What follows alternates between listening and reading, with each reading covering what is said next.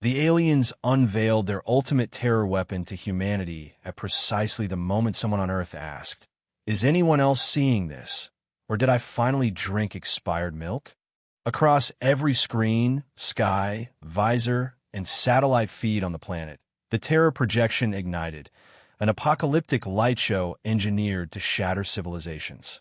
Collapsing stars screamed into black holes. Colossal void creatures tore through simulated fleets. Entire digital planets burned in slow, artistic agony.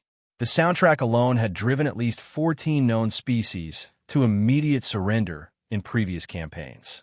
On Earth, the reaction was mixed. In Tokyo, a group of astrophysicists leaned closer to a wall-sized display and began arguing over whether the simulated gravitational lensing was exaggerated for dramatic effect. In Texas, someone started a live stream titled, "Aliens Just Dropped a Cosmic Jump Scare," and asked viewers to like and subscribe for science. In Berlin, 3 students paused their game, watched for 30 seconds, and one of them muttered, "The render quality's insane." Within minutes, humanity's global response protocol activated.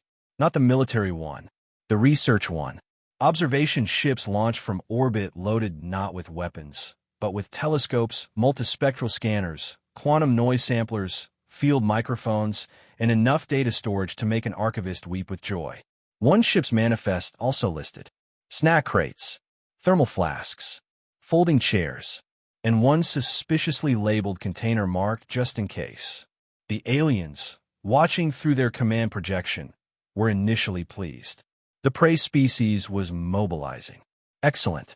Fear always took a few minutes to ripen. Then the first human research vessel jumped into range of the projection and transmitted a message. "Please maintain current output. We're calibrating." The alien commanders paused. They increased the terror intensity by 20%. The void creatures grew additional limbs. The screams deepened. A star was folded into a screaming Mobius knot of stellar death. Another message arrived. "Could you hold that configuration for about 40 seconds? We're syncing spectrometers across 7 wavelengths." Somewhere in the command chamber, an alien technician whispered, confused, "Why are they requesting stability?" Back on Earth, the snack situation escalated. Popcorn, trail mix, protein bars. Someone brought nachos to a rooftop observation party in Sao Paulo. A woman in Mumbai began live captioning the projections with sarcastic commentary.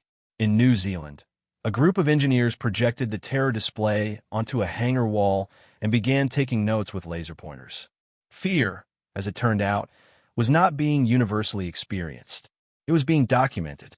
A child in Canada asked if the star snake was dangerous in real life. Her father, a plasma physicist, answered honestly, potentially, but the math doesn't quite add up on how they're stabilizing its spine. That part's interesting. The aliens escalated again. Personalization routines activated.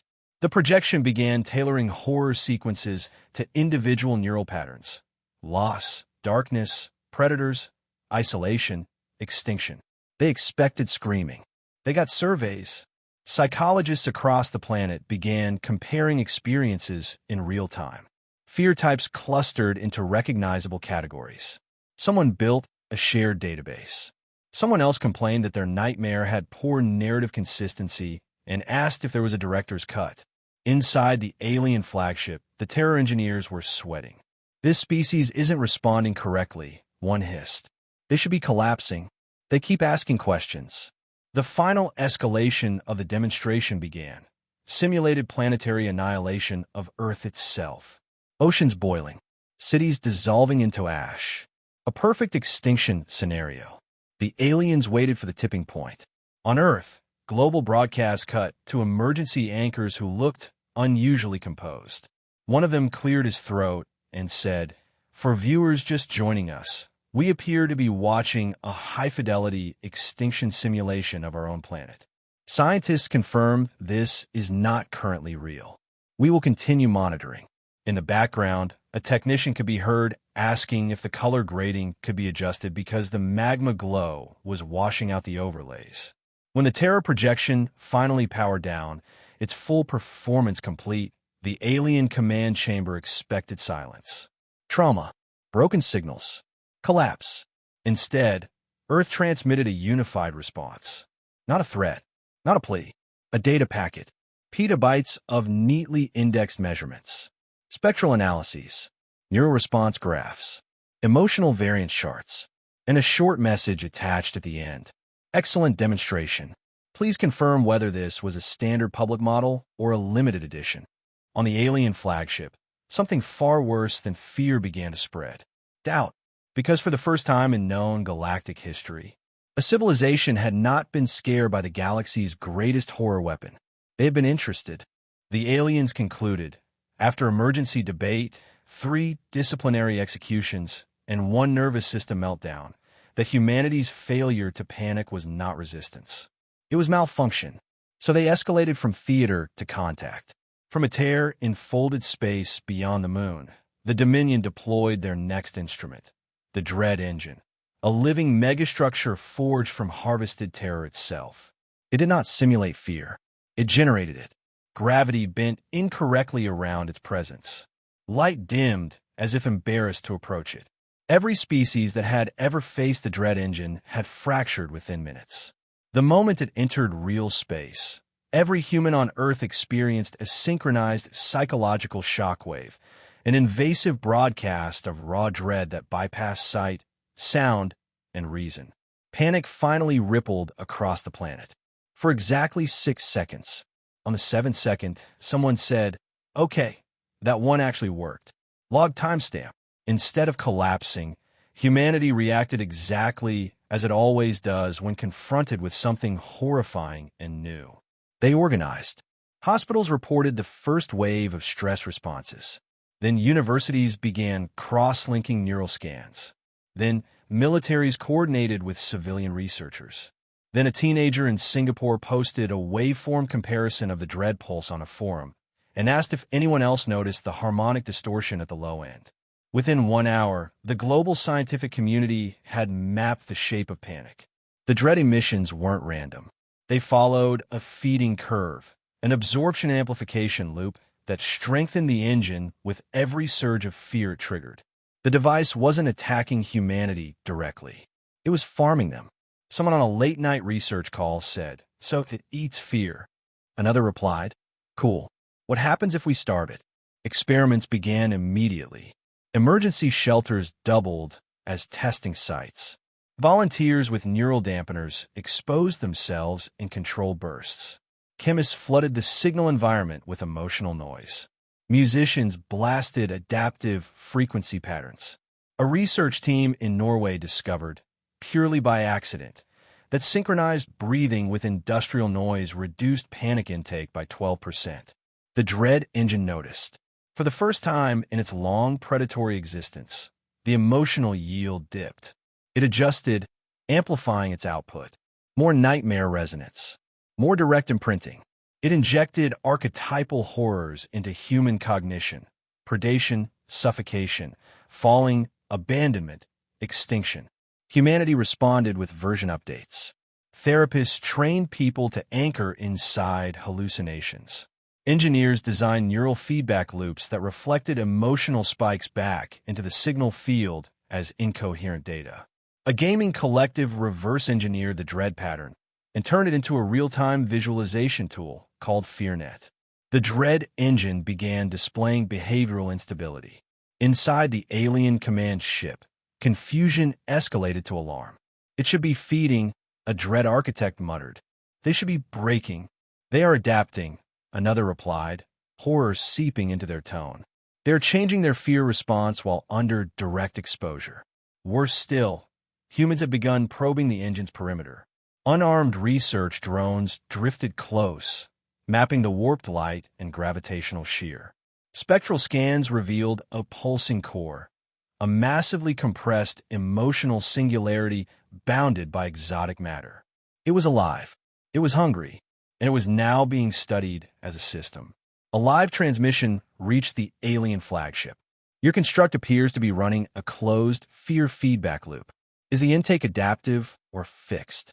Also, is there a user manual? The Dread Engine surged violently.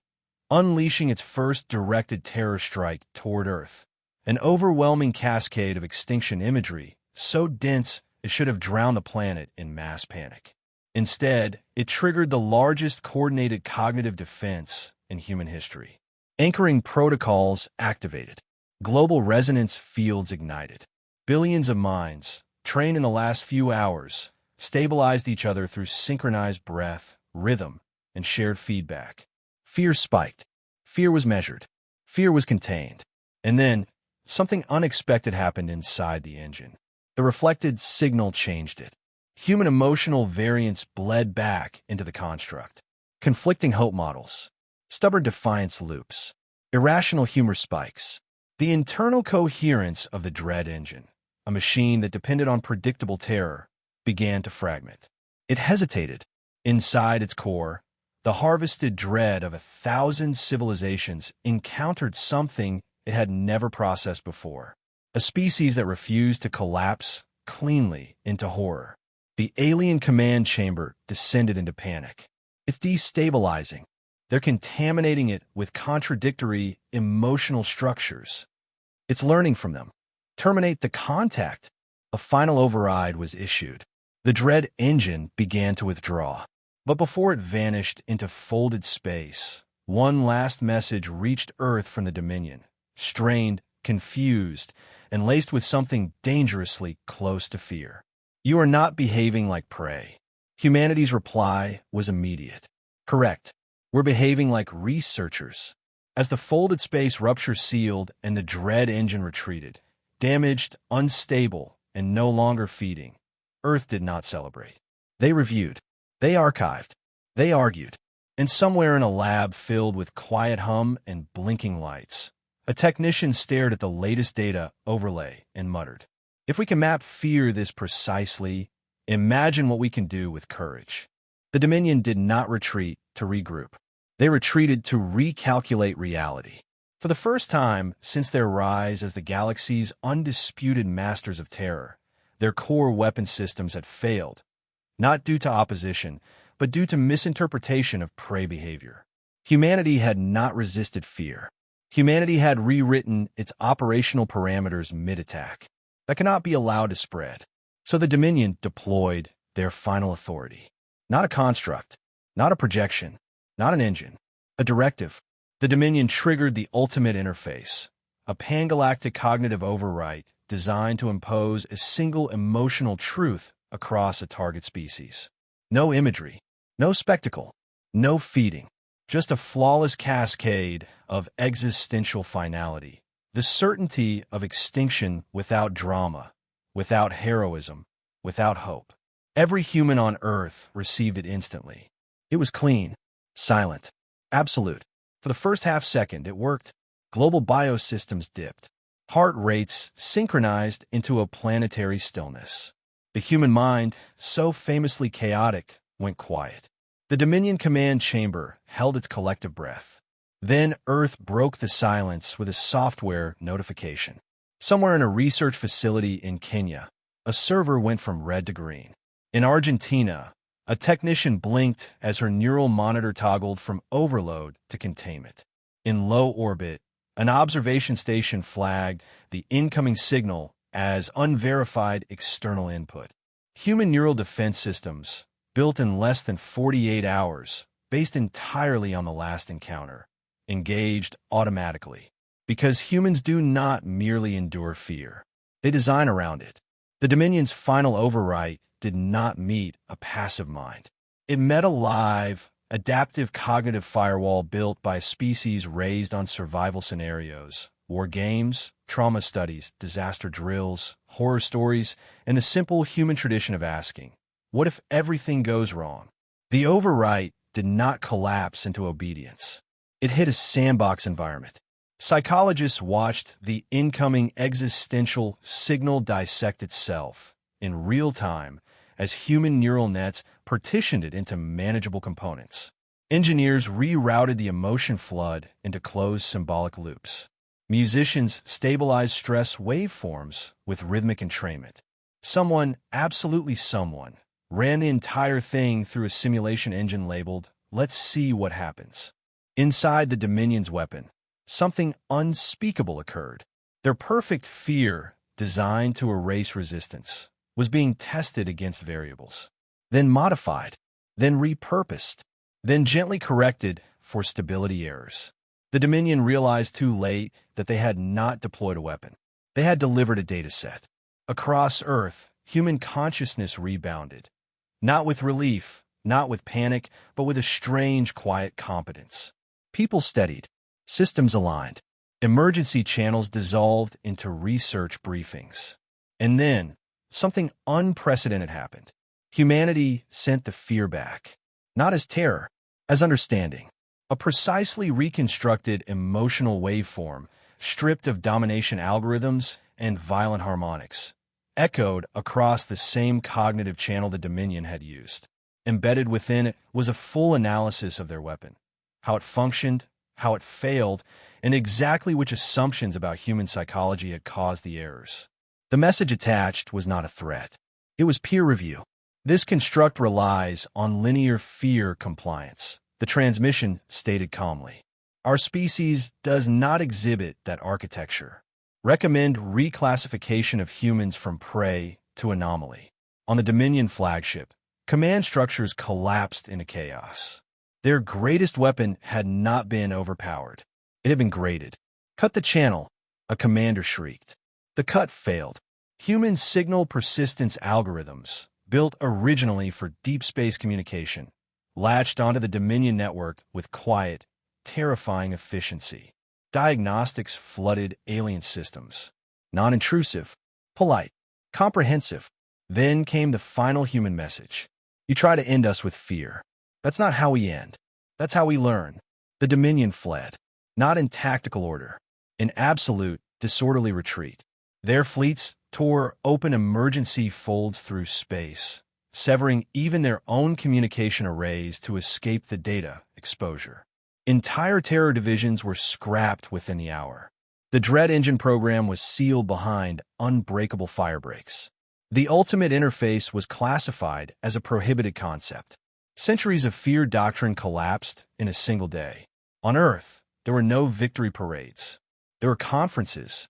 Panels debated ethical implications. Engineers proposed containment designs. Therapists refined protocols. A joint task force quietly archived humanity's first successful defense against a galactic psychological annihilation attempt under a depressingly bureaucratic title. Incident 001, External Existential Stressor. And somewhere deep inside a research lab, a scientist stared at the final decoded alien retreat signal. Raw, panicked, unfiltered, and whispered, "They're afraid of us now." Another scientist sipped coffee and replied dryly, "No, they're afraid of what happens when we're afraid." Because the galaxy had finally learned the truth about humans. Fear does not make them kneel. Fear makes them curious. And once humans become curious about you, the war is already over.